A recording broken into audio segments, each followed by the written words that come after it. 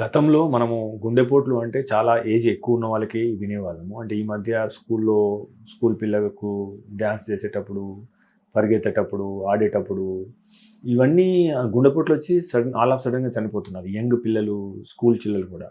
అంటే అసలు ఏమన్నా మారినాయా పరిస్థితులు? రానున్న రోజుల్లో ఏ రకంగా ఉంటాయి? మనం ఎటువంటి జాగ్రత్తలు తీసుకోవడం ద్వారా దీన్ని ఏమైనా ప్రివెంట్ చేసే అవకాశం ఉందా? అంటే గుండెపోటు అంటే దాన్ని హార్ట్ అటాక్ అంటాము. మనం ఏదైతే వింటున్నామో ఇలాగ స్కూళ్ళల్లో అయ్యేది దాన్ని కార్డియాక్ అరెస్ట్ అంటాం. సో కొంచెం తేడా ఉంది. గుండెపోటు ఏమో మామూలుగా వచ్చేది పెద్దవాళ్ళకి.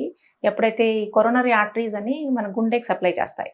అవి బ్లాక్ అయినప్పుడు వచ్చేది ఆ బ్లడ్ సప్లై లేనందువల్ల గుండెలో ఉన్న మసిల్ చచ్చిపోతుంది బ్లడ్ సప్లై లేకుండా. సో దాన్ని హార్ట్ అటాక్ అంటాం. అది టిపికల్గా మనకి రిస్క్ ఫ్యాక్టర్స్ ఉన్న వాళ్ళకి, కొలెస్ట్రాల్ ఉన్న వాళ్ళకి, స్ట్రెస్ ఉన్న వాళ్ళకి, పెద్దవాళ్ళకి జరిగేది. కానీ అఫ్ కోర్స్ మీరు అన్నట్టుగా ఆ ఏజ్ తగ్గిపోతుంది. ఒకప్పుడు 45 ఇయర్స్ అబవ్ వాళ్ళకి వచ్చేది అనుకునే వాళ్ళం. ఈ మధ్య 25-23 ఇయర్స్లో కూడా వస్తుంది. సో అది దట్ ఈస్ అంటే ప్రిమచ్యూర్ ఎథెరోస్క్లెరోసిస్ అంటే కొరోనరీ ఆర్టరీస్ బ్లాక్ అయ్యే వాళ్ళకి అది యూజువల్లీ ఇప్పుడు ఈ మధ్య లైఫ్ స్టైల్ వల్ల వస్తుందండి చాలా. So not healthy life style, most of the youth are not leading healthy life style. దానివల్ల రావటం stress is also big factor in early heart attacks. స్కూల్లో పిల్లలు పడిపోవటం అనేది అది కార్డియాక్ అరెస్ట్. అది యాక్చువల్ హార్ట్ అటాక్స్ చిన్న పిల్లలకి చాలా తక్కువగా వస్తాయి. ఎందుకంటే ఈ కొరోనరీ ఆర్టరీస్ క్లీన్గానే ఉంటాయి వాళ్ళకి. కానీ కొన్ని కండిషన్స్ ఉన్నాయి, అందులో హార్ట్ అటాక్స్ వస్తాయి పిల్లలకి. కొరోనరీ ఆర్టరీస్ బ్లాక్ అవ్వటం కాకుండా తప్పు చోటు నుంచి వస్తాయి. ఇప్పుడు రెండు వస్తాయి, లెఫ్ట్ రైట్ అనమాట. అవి ఎక్కడి నుంచి రావాలో అక్కడ నుంచి రాకుండా వేరే చోటు నుండి వస్తే అవి పిల్లలు స్పెషలీ ఆడుకునేప్పుడు, ఫిజికల్ యాక్టివిటీ ఎక్కువ ఉన్నప్పుడు అవి కంప్రెస్ అవుతాయి. కంప్రెస్ అయినప్పుడు వాళ్ళకి హార్ట్ అటాక్ లాంటి సిమ్టమ్స్ వస్తాయి. తర్వాత ఇంకో కండిషన్ కావసాకి అని వస్తుంది. It's like an infection. ఇంకా కరెక్ట్గా తెలియదు కానీ we believe it's some kind of infection. అలా అదొక ఫీవర్ వచ్చి ర్యాష్ వస్తుంది అందులో. అలాంటి పిల్లలకు కూడా కొరోనరీ ఆర్టరీస్ ఇన్ఫ్లేమ్ అవుతాయి. సో ఈ పిల్లలకు కూడా అర్లీగా ఇలాగ హార్ట్ అటాక్స్ వచ్చే పాసిబిలిటీ ఉంది. సో వెరీ ఫ్యూ, ఒక సబ్సెట్ ఆఫ్ పిల్లలకి మాత్రమే, ఆర్ కొందరు ఇల్లీగల్ డ్రగ్స్, కొకేన్, హెరాయిన్ అలాంటివి చేసే వాళ్ళకు కూడా కొరోనరీస్ స్పాజంలోకి వెళ్తాయి. అలాంటి వాళ్ళకి వస్తాయి. So very small subset gets heart attacks.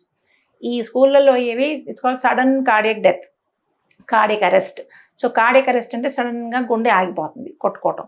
ఎందుకు అంటే one reason is heart attacks, other reason is arrhythmias అంటే ఎలక్ట్రికల్ అబ్నార్మాలిటీస్. అంటే ఈసీజీ తీస్తే మనకి తెలుస్తుంది. వాళ్ళకి ఏంటంటే గుండె కరెక్ట్గా రిథమ్ అవ్వకుండా it goes in to an arrhythmia, ventricular tachycardia అంటాం. అంటే చాలా ఫాస్ట్ రిథమ్స్లోకి వెళ్ళిపోతుంది.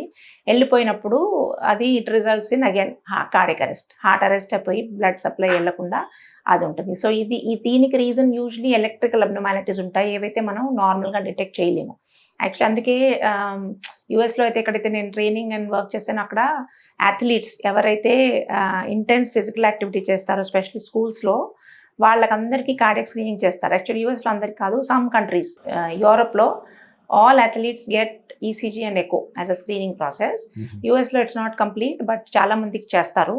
సో దానివల్ల మనం ఈ కొన్ని రేర్ డిజీజెస్ ఉంటాయి, హైపర్ట్రోఫిక్ కార్డియోమయోపతి అని, ఎరిథ్మోజెనిక్ రైట్ వెంట్రికులర్ డిస్ప్లేసియా అని, ఇలాంటివి కొన్ని కాజ్ చేస్తాయి సడన్ డెత్. సో అలా మనం స్క్రీన్ చేసుకోవచ్చు పిల్లల్ని. సో అన్ఫార్చునేట్గా తెలియకుండా కూడా కొందరు అలాగా ఫిజికల్ యాక్టివిటీ చేశాక కార్డియాక్ అరెస్ట్లు అవుతున్నాయి. మీరు తీసుకునే అదే మందులు, అదే నాణ్యమైన మందులు, కానీ సగం ధరకే. అవును, మెడ్ ప్లస్ బ్రాండ్స్ పై 50-80% తగ్గింపు.